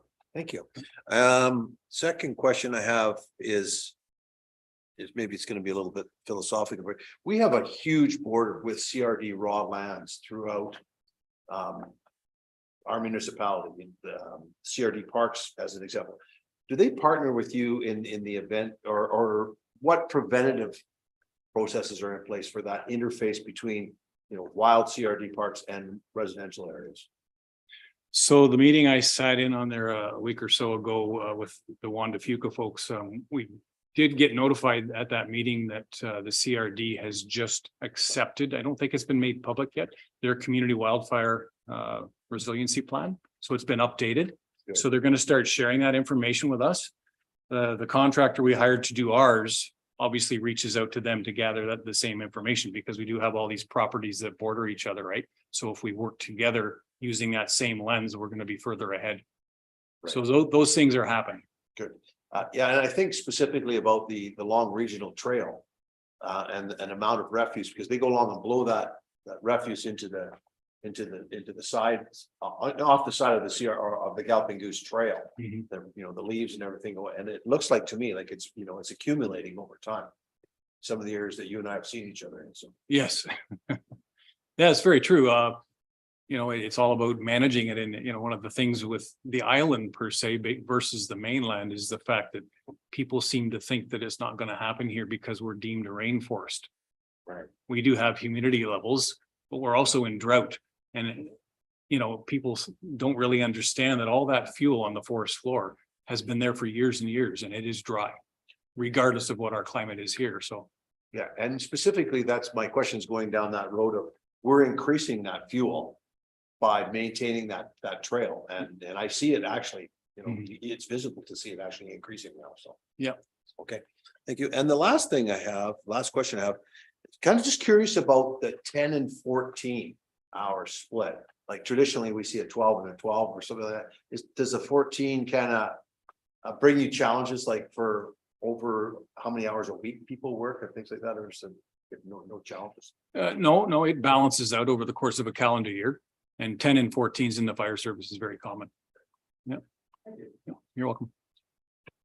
Thank you for your questions. Just to follow up, Councillor Pearson, on inspections. In a former life, I looked after property management, and it was the case every year there would be a fire inspection. It was 12-story commercial build, and so sometimes it was standard. We had fire equipment that had to be updated and maintained regularly, and also sometimes tenants in using their spaces. We'd fill up the cupboards all the way to the top and block all the sprinkler heads. And so there would sometimes be those visuals on what you needed to do, like you can't use your top shelf for these things. emergency exit lights would burn out, or during tenancy improvements, maybe a sprinkler head wasn't in the right location or an emergency exit light wasn't properly installed. And then also the fire safety plan, and then also doing drills so that in the event of something happened, everyone knew what to do. Who was the person on the floor, the fire safety director? If that person who was the backup to account for everybody exiting the building, reminders not to use the elevators, those sorts of things. And so that sort of was our way of just sort of introducing that safety, but it was an ongoing piece. Because sometimes you just forget and you would fill up the shelf because you need space for office supplies, not realizing that you're blocking a functional sprinkler or maybe rendering it useless. So it's all helpful things. Councillor Bateman, did I see your hand? Yeah, I threw you to the chief. You're hiring Blackwell and Associates, who are the A-list of wildfire management. And our current wildfire plan of 2011 was produced by them. What you mentioned drought earlier. What do you anticipate the changes will be over this decade? One of the challenges we have is accessing private property because we don't have the right to do such. So one of the things they pointed out to us just about a month ago, we had a meeting with them, was the fact that we've got all this broom and all these other species that are very combustible. The fuel. And we can't do any treatment because we don't have the rights to be on people's land. And it was the same thing where I used to work. So it's a significant challenge. So the best thing we can do, best value for our dollar, is to educate people about preparedness, but also educate people about fire smart and how to protect your own property. Right. So those are the challenges. I don't see a really easy solution to that. It is really just the way it is, unfortunately, but we're looking forward to getting some more information from them. And one of the things that we could do if we look at the OCP and development permit areas is to start at the very beginning, where we educate our builders and contractors about the benefits of fire smart in regards to vegetation management, landscaping, or better choices for building materials. So if we can start there, we're further ahead. Okay. Thank you. So I was also interested about the earthquake early warning systems. And I think we're not alone in getting these sensors installed. What will they give us the ability to do? So I'm not well versed in it, but what I can tell you is all this is being done in conjunction with a bunch of our partners on the island. So we went in on a joint application together and we're successful. So this is a grant funded project. So the idea is this equipment will give us that early warning that we need to make sure that for fire, for example, is that our bay doors maybe will open up, or we can get them open prior to the event happening so we can actually get out and do our job. So it's just about pre-alerting people so we can be better prepared. That's really all I know at this point.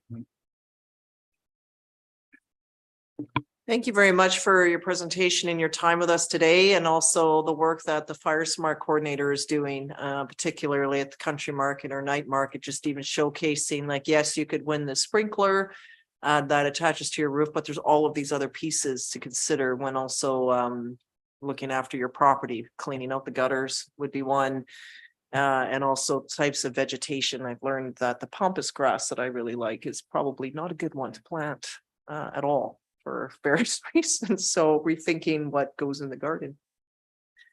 Okay, so the recommendation here would be that council receive the fire services quarterly report for January to March 2023 for information. By Councillor Pearson and seconded by Councillor Beddoes. All those in favor, please. And that's unanimous. Thank you. Thank you, staff, for your reports. We're moving on to item 10, which is our bylaw section here. And this is 10.1. You've seen this before. The building bylaw amendment. So the recommendation is that council adopt the bylaws cited as building amendment bylaw number 882-780-02 2023. Moved by Councillor Bateman, seconded by Councillor Lajeunesse. All those in favor? That's unanimous. Thank you. 10.2 is our property tax rate. So this here is also for adoption, and that is that council adopt the bylaw cited as property tax rate bylaw number 883-2023. Moved by Councillor McMath and seconded by Councillor Lajeunesse. All those in favor? That's unanimous. Thank you very much for your work. There's the new business video we've seen. Correspondence requiring action. 12.1 is one pulled by Councillor Pearson for Souk boxing. Go ahead, Councillor. I understand that the issue has been resolved, so no need to pull the letter. Okay, the event has a location at EMCS school, I believe, and the show will go on as intended. So our staff is working on the other pieces, and that's what we need to know. So motion to receive by Councillor Pearson, perhaps? Yep. Okay, seconded by Councillor McMath. All those. When is the show? It's a boxing show, competitive boxing. They have their tournament out. It's shifted. Actually, Ms. Machada knows more than I do, so we'll go over there. Happy to clarify. Thank you. The all-female tournament will be on the long weekend. I believe it's the 21st, 19th, 20th, 21st at the community hall. And then there is going to be a men's tournament happening the following weekend at EMCS. So 2 events. Excellent. I'll also share that a lot of, for the women's tournament, I know a lot of our local hairstylists come in and do the braiding. Is sort of, there's one I know, one that does it for some of the boxers, and that's something that she really enjoys doing. So it provides another interesting opportunity when we have these events. Okay, so that's moved and seconded. All in favor? That's unanimous. Thank you. The next one is 12.2, inclusion in the Island Coastal Economic Trust. And this is one that I pulled because we received a report from Ms. Gail, I was going to say Gail Rainey, and that's not correct. Our Scott, thank you. Earlier this year, and we wrote to ask that we be included in the service area, and they've written back and said, thank you for the letter, and no, we're not expanding this at this time. So I just wanted to bring this report here for you, and then I think as we get updates, we can rethink this, what our strategy is. Mr. Powell? So we also reviewed the letter when it was received at the district office, and within there, the acting executive director, Craig Windrum, had indicated that he was open to have further conversations. So we've actually written back requesting to have further dialogue, and to also point out that within their letter, they had cited the Regional Economic Diversification and Infrastructure Program. That's a program that we applied to back in December of last year, requesting for funding as a rural municipality and seeking an exemption. We were unsuccessful with that. So by way of his letter, we've now reopened the conversation to say, based on his response, is he indicating that we can now be exempt and apply for this? So we're still waiting to hear back now based on that response to the ministry, as well as our original request after the December exemption letter that didn't indicate that we are accepted with that branch as well. So we're actually going after 2 different branch contacts to get further dialogue to understand where we fit within their funding streams and how we could further progress our position to get access to that funding based on whatever feedback we can get. So stay tuned, but that's currently where it sits at the staff level with trying to get contact with the province. I'm glad that you're following up on that. So thank you for sharing that, Mr. Paolo. It's a challenge that we have even in the health file, where there are programs that, and sometimes I get emails inviting me to this and this event, it's for rural, and then I find out that we don't qualify for that. Or an approach for different funding. It was something that Souk used to have in place. And then there's all different reasons on why we are no longer eligible. And it's often we get lumped into being part of the Capital Regional District and our proximity to another urban center sometimes. Sometimes they'll cite the growth in Langford and Colwood, but we're still separated by a ribbon of the highway, which recently was closed due to a hydro pole falling down. So yes, on paper, it sounds one way, but the reality for us living here is completely different. So I'm glad that you're finding ways to follow up here. Okay, more to come. So on this note, it'd be a motion to receive, please. Moved by Councillor Lajeunesse, seconded by Councillor McMath. All those in favor? It's unanimous. Thank you.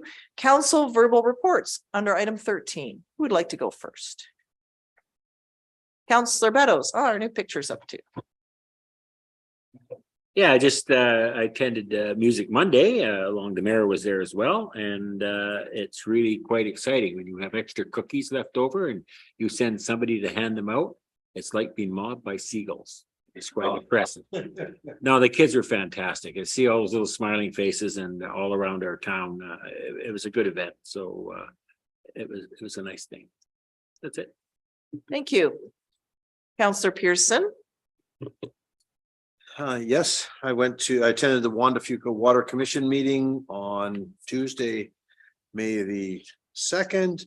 Of note is the ongoing replacement of AC pipe throughout the region. Souk is, as there's a color coded map. We're currently all green or less. There is a little bit of places that will come up in the near future, but there's no urgent needs for asbestos concrete to be replaced in Souk, but it is on the schedule. It'll cost the complete build out is by 2055. It'll cost about $130 million. That's why it's budgeted over the next 25 years. You may or may not have heard from W5 and the asbestos concerns across Canada. And they showed the actual Goldstream interchange on the W5 program. And it was brought up and we were instructed to refer any comments or questions back to Wanda Fuca Water, the chair of the board. And I was just gonna see what the number for Souk was. I think we're got about 166,000 in projects coming this year. Water Watch, we are in good shape as of the end of April. We actually feel we were in March, we were in trouble, but Mother Nature supplied, and we are currently spilling over right at the moment. And we are at about, we're at 100% as of May the 2nd. And that's good. We're not in any danger of drought at any time soon. However, we still continue to watch the skies. I attended the Souk Philharmonic on Saturday night, where I was invited to open the ceremony. It was really, really, really nice. It was a great event. Poorly attended, in my opinion, for such an amazing orchestra. And then on Sunday, along with the mayor and my 3 other councillors, we attended the Battle of the Atlantic ceremony at the Royal Canadian Legion. So that's it for me. Thank you very much, Counselor Pearson. Counselor Bateman. Okay. Yeah, I too was at that Battle of the Atlantic ceremony, very moving. And then good sandwiches after from the Lionesses. Thank you. Yeah, let's see. Oh, I just wanted to send a shout out to one of my, I don't know who it was, Whiff and Spit neighbors who last week set off a rocket or a firework or fired a gun, I don't know what, at sort of supper time midweek, and it gave me a sense of what it'd be like to be in a war zone very briefly. And so it's just fascinating, the rationale. And I know we've had these conversations before here. Anyway, humans, right? As we saw in the report, 23% of us will click open on one of those spam emails.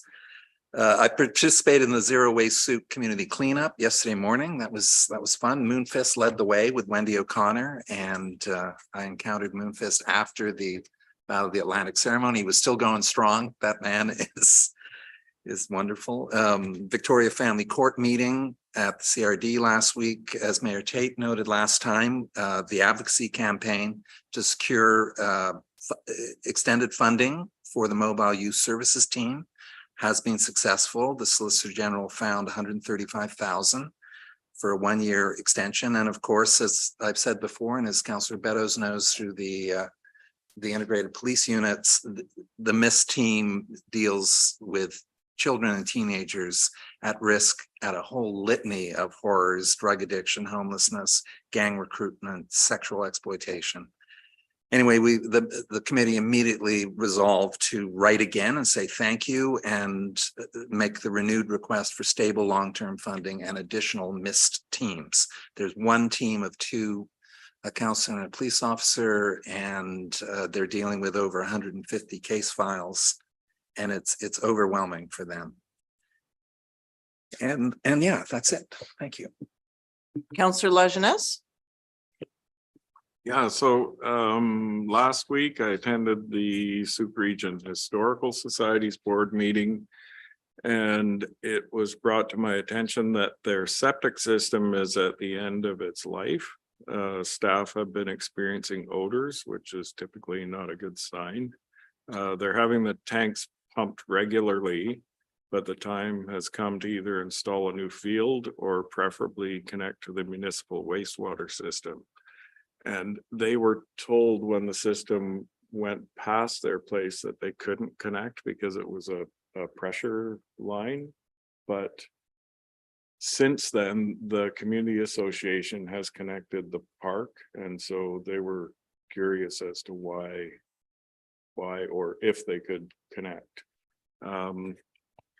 So that's something that we'll probably be hearing more about. And then also on Friday, I attended a presentation on regional safety plans called Using Evidence to Stop Violent Crime at Camoson's Lansdowne campus, hosted by the Public Health Association of BC. It featured a presentation by Dr. Irvin Waller, who has a master's degree in economics and a PhD in law from Cambridge University.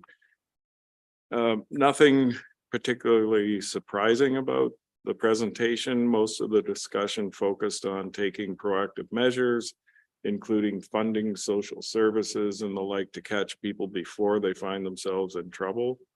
The underlying message suggested most cities rely too heavily on policing services, and that if you're having to call the police, you've already failed. Meaning relying solely on policing is very much a reactive, last-ditch effort, usually means a crime has already been committed. And of course, Sunday, the remembrance ceremony to honor the young lives lost to protect our freedom in the Battle of the Atlantic during World War II. Lest we forget. Thank you, Counselor Lajeunesse. Counselor McMath, any report? Okay, so just to close up on Music Monday, as Counselor Beddoes noted, it was the 4 choirs from the 4 elementary schools that came and sang in the town center, accompanied by our very own Gord Phillips, musician. And then the groups split off immediately to go and present inside businesses like Shoppers and Home Hardware and others before returning back to the school. So a fun day for all. Our school district is one of the few that has music remaining within the schools. So many of the others have long since parted ways, and unfortunately music is not offered in every school anymore in Greater Victoria. It's a program that gets cut too often. So I'm grateful that ours continues on and that we have a way to do that. It was a really fun day there. Carrying on, I was with the fire chief. We went out to Shirley to meet Minister Bear, who was there to acknowledge or give thanks with Rogers and Shaw for the cellular connections out to Port Renfrew. I think the system is still coming online, but they said that 911, while your cell may not work there, the 911 call will go through. So as we approach the summer and we have new visitors that are coming out to the area, just having that connection and the ability to reach emergency services is really important. You may know that I was a juror for the BC Achievement Awards. And so I'll be attending a luncheon this Wednesday that celebrates those that have won or been received the award for 2023. So myself, along with Mayor Sarah Story, were the 2 elected officials, and then the others making up the jury panel were previous award recipients. So a lot of it's inspirational work just to actually read through all the amazing work of BC residents and the work they're doing in their communities. Very inspiring. As mentioned with the coronation, I did attend the big lunch, as they called it, at Government House this past Friday, and was pleased to be there and to represent Sauk there. Wonderful conversations with many others in a beautiful setting. And I always learn something a bit unique and different about the Monarch that I never really knew before. So it was a pleasure to attend. I'm also going to be a guest speaker for the Toastmasters Master Club this coming Saturday. You may know that many years ago, I was a Toastmaster, and I'm very grateful having been on that journey. As we moved out here and as I got elected, the time to commit to belong to a club evaporated with other responsibilities. However, the tools and the training that I learned through that process certainly helped me, or at least I like to believe so, to get to where I am. So you may see some pieces floating around about that, but it's in, it was actually, I was quite touched to be asked to present to that group this coming Saturday. I also went to the Vaseki event in Victoria. This is a festival that celebrates the Sikh faith. There was a very large parade, over about 5,000 attending, although I didn't walk in the parade. I was there with a friend and paid my respects at the temple. And then pretty much every vendor that was there was offering some form of food. So a lot of it is about sharing meals, and I know that over 500 meals were presented to our place, and every vendor had some different food. So as you go and try one thing to the next, as I like to do with food, we're quite full by the end of the day, but it was beautiful and interesting flavors to enjoy. And then let's see here. There's one piece that's coming that I just want to share to the CRD agenda this coming Wednesday. Councillor Bateman is attending on my behalf so I can attend the BC Achievement Award. And that is where the Environmental Services Committee is looking to put in further restrictions on the landfill. And new material stream diversions, where things in as soon as January 1st, 2024, there would be a ban on wood waste, carpet and underlay and asphalt shingles. These would be mandatory recyclable. The tipping fees would increase, hauler incentive rates for and the like, and so forth. And so I don't disagree with where this is going. It's just my concern is that we're not a local service provider of this. So the concern is always that more materials get tipped into our green spaces and our natural spaces, as has been done, if folks feel they can't find a place to recycle them. So I think it's important. I know last year, maybe it was the year before, some 20 or so tires were ditched into the ballpark and the stream at Sea Park. I know a large mess of stuff was dumped into the skate park.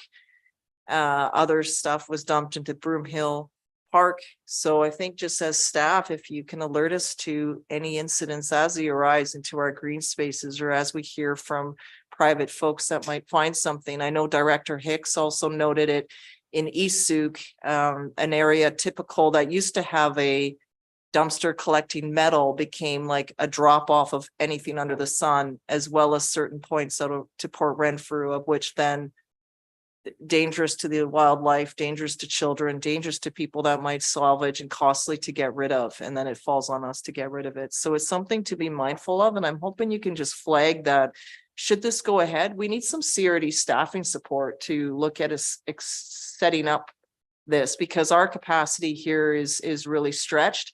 And this is where decisions at the regional table begin to impact us locally.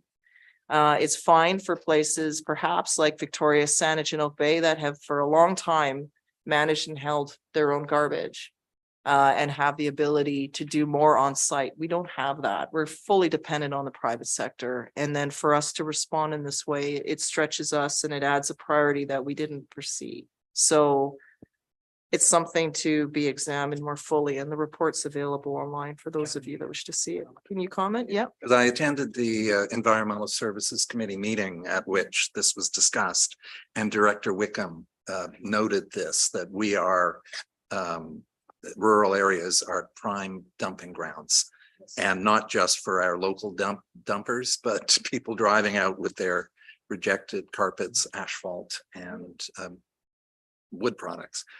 The key with the ban at Heartland is that the per capita we each per capita 409 kilograms, I think was the number.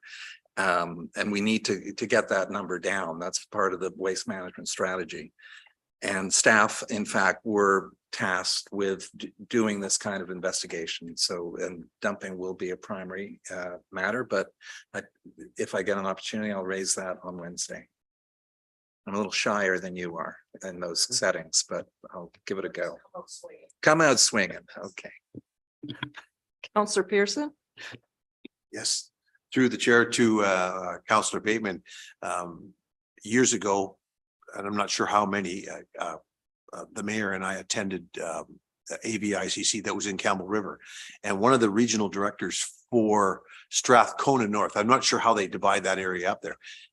They had free dumping in an area, and the logging roads and all of the access still continued to be, they still had a problem because they made it too far apart. So, well, this is going to be our free dump site.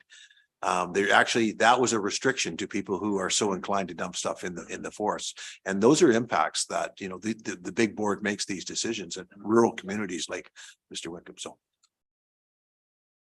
Okay, thank you. And just, go ahead, Councillor Lajeunesse. Yeah, there was also a letter, I think, in this week's correspondence from the Victoria Home Builders Association that was referencing the CRD changing the rules with regard to Heartland, that suggested that it was going to raise the price of housing once again because it's going to cost them more money to deal with their waste. In terms of the fees they'll be charging, they're trying to bring them up to the island average. So Heartland has charged less traditionally. So they're increasing, I think I won't try to quote the numbers, but it's going up to about $150 per ton, I think. Anyway, could be totally wrong. Okay. I'll share this with you tomorrow. Councillor Beddoes? Yeah, I mean, where do you recycle shingles off a roof? Maybe you could ask that question, because I don't know.